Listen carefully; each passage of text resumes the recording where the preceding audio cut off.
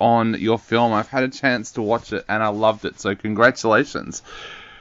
Did you get the bonus features too? Did you get the deleted scenes and the interviews with the cast? No, just the actual screener of the film. Okay. Well, if you after this is all done, if you want to give me your email, I'll send you the link so that you can watch the other stuff if you're curious. Awesome, yeah, I'm really curious. So, I wanted to start off by asking, this film is so original. Where did this idea come from in the first place for you? Well, in the real world, the really real world, I'm a nudist. I've always been a nudist.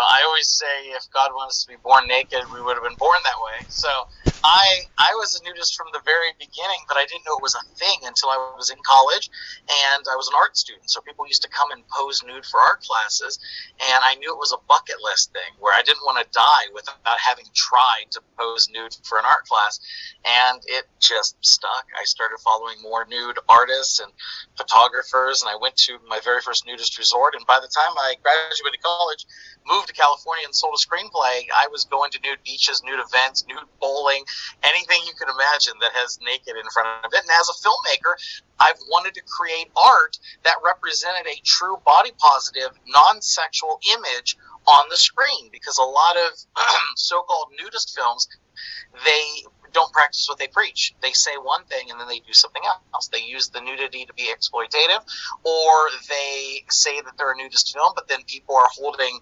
clipboards in front of their genitals. And I wanted to be a legit, naked, silly comedy that had a good message. And so hopefully that's what I did. So what is the nudist lifestyle like there in America? Because I think it's very different here in Australia, especially in the state that I live in, because we have one nudist beach, I think, that's still allowed here, and I think everybody goes there when you're a college student or a uni student just to experience it once, but most of the people who attend there are older, and I think that is the same for a lot of the nudist retreats and resorts that we have here as well. People go along once when they're younger, just out of curiosity, but then it's normally reserved for older people. How does that differ in the nudist lifestyle in America? Well, a lot of it is similar. A lot of it is the same. The average age for a nudist is 55 plus. But the reason for that is because once you're old enough to retire or realize that tomorrow isn't guaranteed, you finally are able to embrace the things that you want to do in life. And a lot of the years leading up to it, people are guided by their friends or their career, or they're raising a family and they're worried that they won't be allowed to be involved with coaching a kid's class if they find out you're a nudist, and all these other aspects come into play where people are embarrassed or whatnot. So hopefully people like me, by putting a spotlight on this, that nudists are just regular folks. It's your neighbor, your uncle, your brother, your postman, your meat cutter. It's just regular people who love being unnatural. And you don't look at a cat or a dog and say, why aren't they wearing pants? No. And it's even a line in the song, the theme for my movie. Animals don't wear pants. The fact that we're naked shouldn't be that big of a difference. But people tend to focus on when you get naked, you're either showering or having sex. And if you're not doing those things, they tend to lean towards some sort of a smutty reason. But it's a day at a time. And in things like this artwork, I'm hoping that if it's positively received by the community, I'm going to do a nudist musical and a nudist sitcom and a nude stand-up comedy special, and I'm just going to keep the train rolling. So definitely. So you wanted to show the nudists in a positive light. How difficult was it then to develop a story around that idea? Yeah, pretty tough. Just because, I'm dealing with, in creating something that's completely unique, I have to deal with the fact that some of the best actors have issues with getting naked, or want it to be only briefly or implied, or etc. And then some of the people who are willing to get naked and do whatever I want aren't a great actor. So I kind of had to float in between the two, and I tried to do the best I could with due diligence on a limited budget. That's the other thing. Sometimes women who felt that they were, things like OnlyFans have certainly affected this, but some women were like, I'll be naked in your movie, but you got to pay all this money for it. And, it's hard for me to explain to them that I don't need you to be tantalizing. I just need humans, people being the way they are. It's not a model shoot. It's meant to be just ridiculous characters and silliness and over the top. So I put together some things that I had strong feelings about from the nudist community, and then some other issues like you watched the movie, so you know about talking to Juliana Acosta's character Luce about female nipples, and about how, that's a lot of the things that I say in the movie don't hold up to basic logic. So, men and women are supposed to be equal, right, in all aspects of society. Oh, unless we're going to go play basketball and I'm going to take my shirt off, which is totally fine, even though my man boobs are probably bigger than the girl I'm with, but she can't be topless. That's illegal. And so things like that I wanted to put a spotlight on to really say, it doesn't make sense. It doesn't make sense, and I hope that I'm doing some small step in making the world think in a different way. And I want to mention, since you mentioned you're from Australia, the director I hired for my last movie is Australian. We shot a movie in Las Vegas called Hell's Coming for You, and I don't know if you're familiar with the career of Mark Savage, but Mark is from Australia. Yeah, mine was like his 14th or 15th feature film. Definitely. So tell us a little bit about how you went about the casting, because like you said, you were either going to get left with a lot of people who were willing to go nude but couldn't act, or you would have a bunch of really, really experienced actors who weren't willing to go nude. So how did you go about finding the cast? Because it's an amazing cast. Thank you. I appreciate it. I limited the leads to 6. Once I had those 6, myself included, so me plus 5, I knew I had a basis and a backbone for everything else. And then the other characters, we can do some improv scenes and whatnot. And if it worked, I would keep it in the film. And if it didn't, I would cut it. So, and then I also pulled in cameos from folks who are known in the nudist community. So the leader of the Southern California Nature Society, Rolf, is in the movie, as well as his wife. Stefan Deschênes, who is the president of an overseas giant nudist organization, and he runs a nudist resort in Toronto, Canada. We had Corky Stanton from ClothesFree.com, which is a huge nudist lifestyle website that goes all over the world and interviews people and brings up facts and figures and news and interviews and goes live at nude resorts and cruises and beaches and events and private festivals and all kinds of stuff. I had Linda Weber from ANR, the American Association for Nude Recreation. She makes an appearance in there, and on and on. So I brought in, there's even like kind of a nudist cinematic universe where there's a very successful virtual play called Disrobed, and I had 2 of the leads make a cameo in my movie towards the end. So I really wanted to, I wanted to do it the best way I could, and I felt that was by spending a lot of time on some of the important roles, and then some of the smaller ones, keep my fingers crossed and hope that we attract the right people. And there were some blessings while we were shooting, where people would show up and they heard about it from a friend of a friend, and they asked if they could get involved, and they were blessings. It was far better than it could have been, and it was because of spending so much time to make sure I had the right 6. I'll say real quickly, the African-American actress Rochelle Brown, I discovered her because we were cast on a Jubilee Spectrum Nudists episode, which, if you look it up on YouTube, has over 1 million views right now. And so she puts together these nude events for artists, and she got it, she understood it, and she was fun, and she was silly, and so I ended up putting her in the movie, and it was so important for me that I have a representation of true nudists. So, for example, myself and Juliana Acosta, our leads, we're nudists. Yep. So if you came to California, you would just run into us at a naked event or at a nudist beach. And it's like we're practicing what we preach. We're not just getting naked for the movie. That's what we do. And same with Rochelle, and same with the pottery girl Jasmine, and on and on and on. I could go down the whole list, and it's real nudists, with the exception of a few actors like our great cop officer D-Man, and a few of the ones at the very beginning. Oh, and then the wrestler who plays Shame, all the anxiety-ridden thoughts that go through our heads.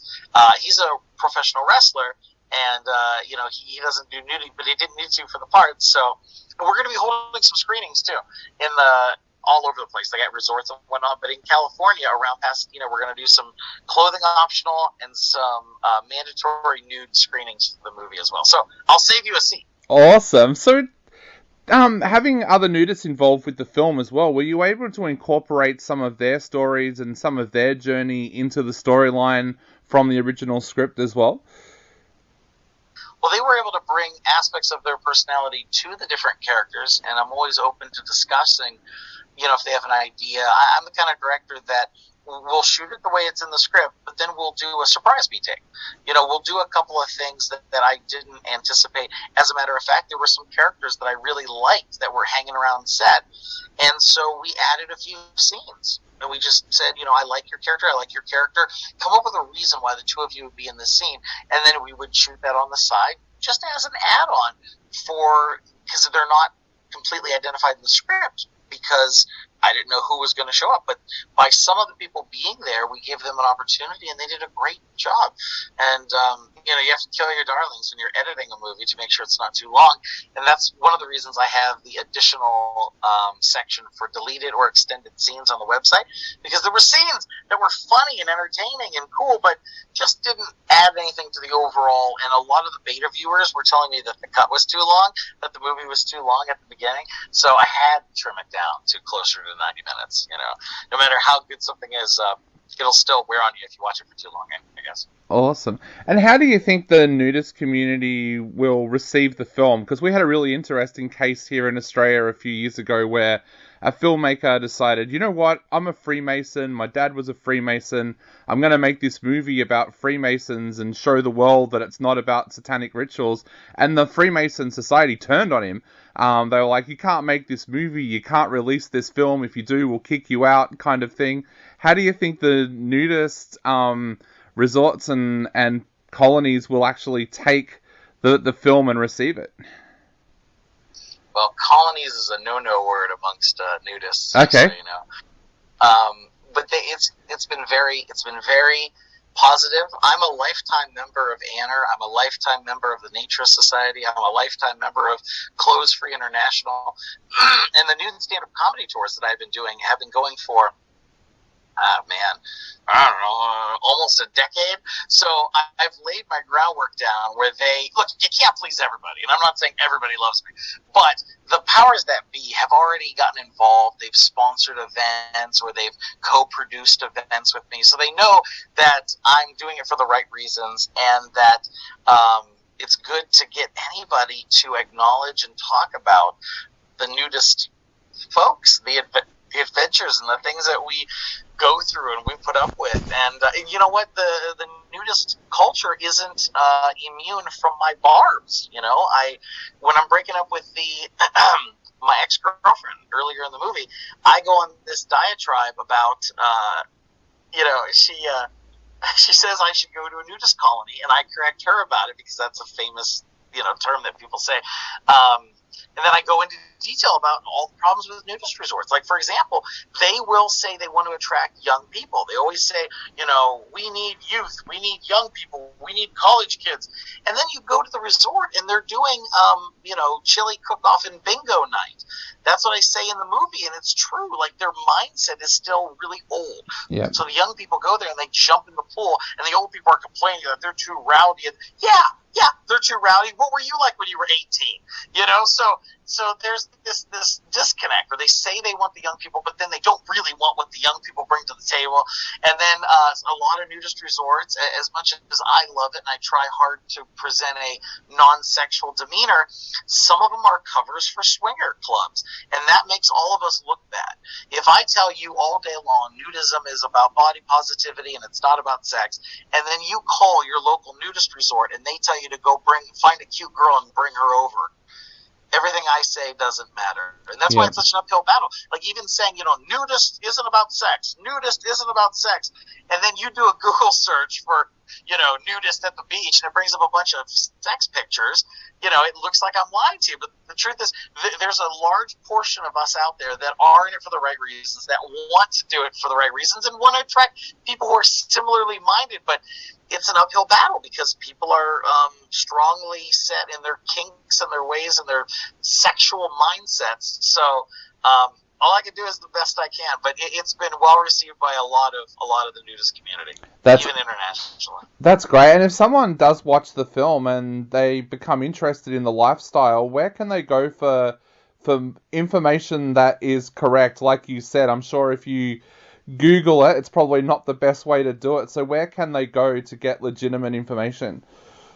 The best thing that I would suggest, since you are from Australia and I'm more familiar with the American nudist resorts and clubs, although I'm starting to do more stuff internationally. I got my passport. I'm going. Awesome.